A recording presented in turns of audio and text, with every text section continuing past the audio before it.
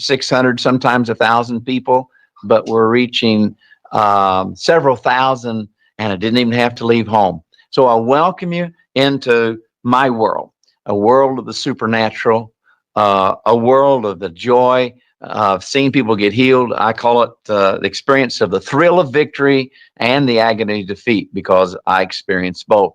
Tonight, we will be talking about the 5-step prayer model. In the future, we'll talk about how to get words of knowledge. And another time, we're going to talk about a biblical basis for healing. And we're also going to talk about healing and it's in relationship to the Lord's Supper and other topics. So it's going to be really, really exciting. I have this November, the 22nd, will complete 50 years of being in ministry. And I was called to the ministry after I was healed. And then I saw 5 people get healed in the first 14 years of being in the ministry and being a pastor. And then we had a 3-day event at my Baptist church, and I received an activation and an impartation. And we began to see people get healed every month, if not every week. And when you've only seen 5 healed in 14 years, you're totally surprised when somebody gets healed. I want you to know that it's not the sovereignty of God that limits so much of what we see as much as it is our misunderstanding of the ways of God, and not having a good theology of healing, and and because of that we have a weak faith, or we've been taught actually not to expect healing to be normative. And when you hear people on the radio say, I believe that healing's possible, but healing is not to be normative, when you buy into that, it will be a self-fulfilling prophecy, and healing will not be normative for you.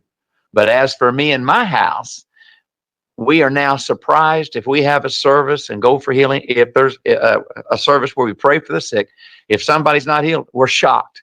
We're surprised if it doesn't happen. Whereas for years, we were surprised if anybody did get healed. Now we'd be shocked if there was at least 10% of the people get healed who was there for talk about healings per ratio of people. It's going to be an exciting night. I'm going to want to just share each of these 4 nights, Thursday nights in May, about healing.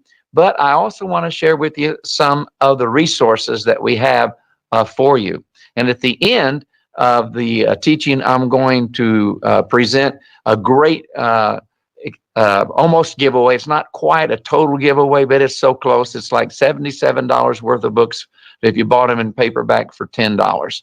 11 books. And I'm going to tell you what they are at the end. And many of them are about healing. And some of our most famous teachings out of our healing schools are recorded in this, what's called message series. So the other thing I want you to know is that we have done what we call healing schools. And I thought at one time I didn't like to do conferences because you get to preach once or twice, and I wanted to be able to do a better nuancing and better building biblical basis for everything that we were doing. And I just thought, well, I'm going to do a school just on healing, and we'll do, actually the first one we had 28 sessions in 4 days, and then no breaks hardly except to eat. And that almost killed everybody, including me. And after that, we went to 24 sessions instead of 28. And we had 4 schools. And one of them was dealing with the medical field. We had psychiatrists, doctors, nurses, social workers, Francis McNutt, his wife Judith, and myself. And we did this near Yale University. We actually did a symposium on the day before at the chapel at Yale University. All of these schools, each of them had 24 sessions. One was on faith, one was on healing and deliverance, and one was mainly on healing and the foundational one. It's a total of 96 teachings on healing, which means that I believe that we have a lot to share. And you can get it all. If you subscribe to Global On Demand, it's all free. Everything I've ever done, or most everything we've done, a lot of the things that we have at the school, there's just so much material there. It'd be a great, great, great source of training for you and the people in your church. Now, before we dive into the word, people ask me all the time. I've written 42 books, and I got another one coming out in August this year. It's on Destined for the Cross: 16 Reasons Jesus Had to Die, and I'm finishing another one in September. And so people say, well, what do I need? So I want to tell you what you need for um, healing ministry, and equipping the saints in your church for healing. And I'm going to try to do it a simple way. The very first thing is I've written several books on healing, but ones I want to draw your attention to, I would say, and you say, well, where do you start? You should start with this book and this subject, Power to Heal. And I say these should always go together, the healing breakthrough. This talks about teachings and practices that will hinder faith, hurt faith, destroy faith, and teachings and practice. And by the way, and these things are taught by many churches, and in teachings and practices that will build faith. How to shift the atmosphere. You see more happening, because we've saying it's God's fault. It's all He wanted to do is the sovereignty of God, when really it wasn't. We didn't understand the ways of God near as much. And I say that because I went through a long period of time where I saw no healings, and then I saw a few healings, and then I saw beginning around 94, when Toronto broke out, about 3% of the healings to the number of people present. A year or so later, it jumped to 10% in one meeting, never went back down. That was in Redding, California, where we did 8 days of meetings for Bill Johnson, equipping his church. And then a couple of years ago, it jumped to 20%. We usually see about 20% healings to the number of people in the meeting. And so it wasn't God's sovereignty change. It was my understanding of the ways of God, my own level of faith growing. And so these are two I want to recommend to you. This and our ministry team training manual. It looks like this. These are what I call my Chevrolets. It's like if these are good, but we also have something better. It's the same book and the work guide, their study guide, and it comes in this this box that has a DVD in it, and it tells you how to run also a meeting in your home and teach on healing, and how to use the study guide. And this would be our Cadillac.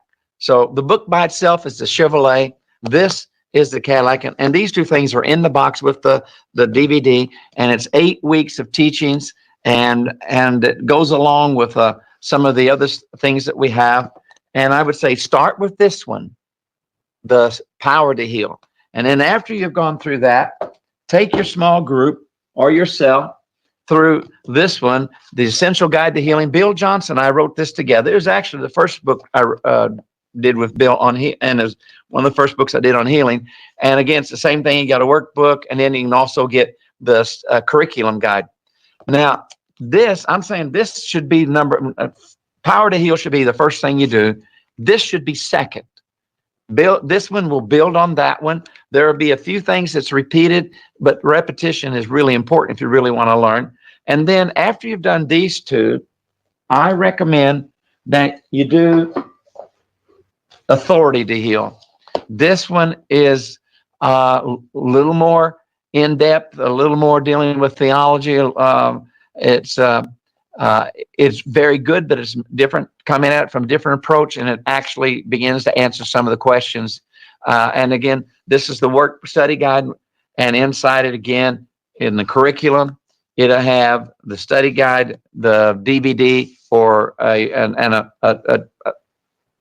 thing that tells you how to run the meetings.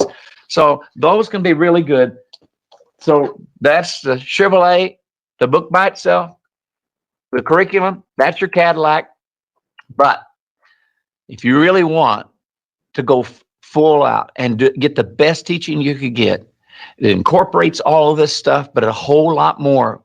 Like in the first the first course is, and I'm talking about the Global Certification Program and the Christian Healing Certification Program.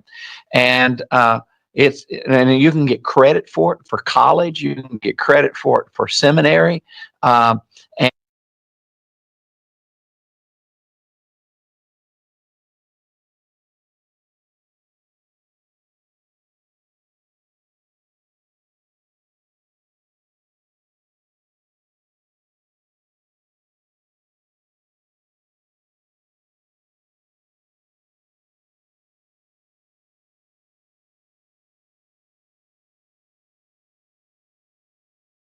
pray. I believe everybody can lead somebody to Jesus, but everybody's not going to be an evangelist. Everybody can see people